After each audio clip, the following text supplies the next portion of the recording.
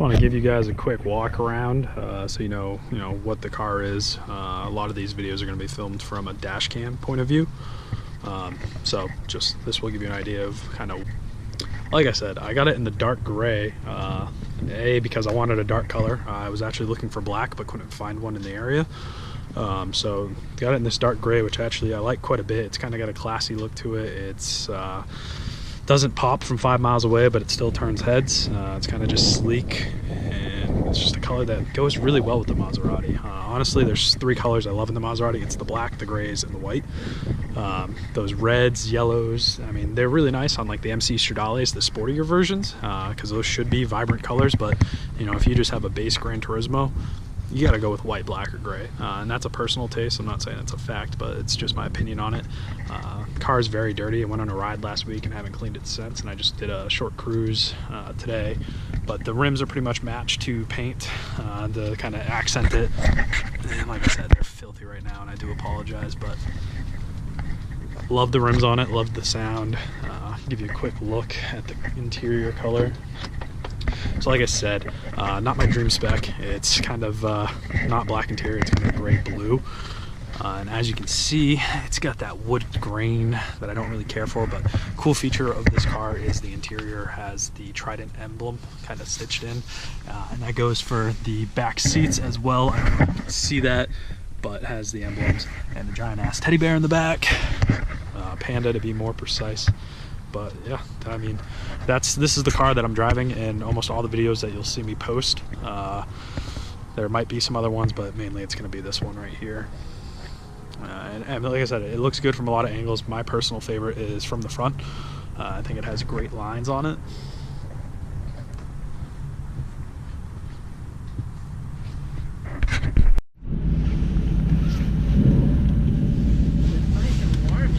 Yeah, it really is.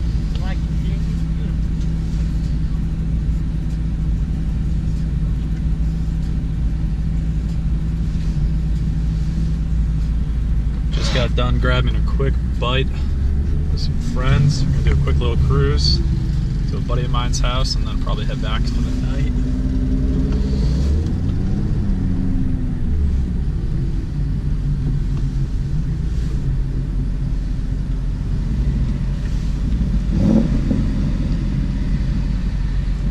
I got two.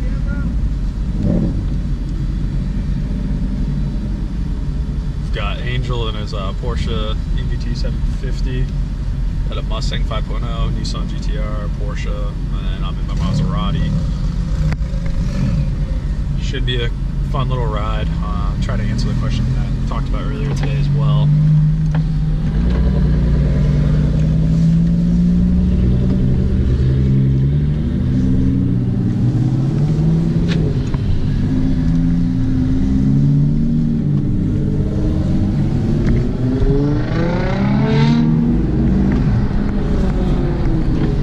So like I said at the beginning of this video, a question I get asked a lot, is what is it like owning a Maserati? Well, first thing I can tell you is it's awesome. I love it. I love everything about it. One of the biggest things to stepping into the exotic world, this is another guy in our club right here up here. If you see this red Ferrari, he's in our club as well.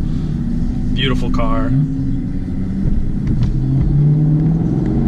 But anyways, back to the point, it's awesome. You meet a lot of other car guys like this, high-end Porsches, GTRs, Ferraris, Lamborghinis, Aston Martins, Audi R8s, I mean, you name it, there's a little bit of them everywhere. And you get to hang out with them, you get to go on car rides with them. I mean, it's a fun time. There's nothing better than car people.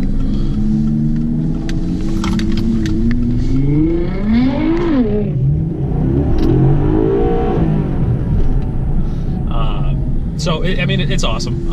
It's not as, the Maserati, the Gran Turismo, which is what I have, isn't as flashy as some of these other cars. Porsches, Aston Martins, obviously the Ferrari and the Lamborghini are a class of their own. But, it's still a classy, refined look. It's fun. It's not as quick or sporty as some of these other cars in the same price point, or even as my Corvette that I had before this. But, really, the enjoyment you're going to get out of a car like this is directly dependent on your previous car experience. So backstory on what I've had, when I was 16, I got the high school sports car, the 6-cylinder Ford Mustang, slightly used, no big deal. At the time, the thing was awesome. I loved it. It was the coolest thing, that I've ever owned at the time. It was the first car. I just thought it was awesome. 2 years later, you know, I bought a brand new Dodge Challenger. Once again, 6 cylinders. I never really had that true sports car, muscle car. But you know, I had fun. It was loaded. It was a car that looked cool. It was fun to own. I was young. And I was impressed by it.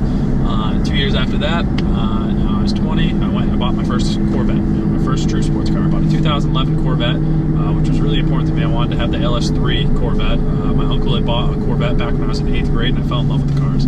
So I bought 2011 when I was 20, and then a couple years after that, I wanted another car, something a little cooler, a little bit more exotic. You know, I'd moved from New Hampshire where there wasn't a lot of Corvettes, and especially C7s, to show me up, to Kansas City, and there were C7s everywhere, there were C6s everywhere, they're just everywhere, so I wanted something else, and that's how I kind of came to find this Maserati Gran Turismo as the perfect car. It was classy, it was in dark gray, I like darker colors, it's a little more sleek, more classy look, they don't stick out from 3 miles away.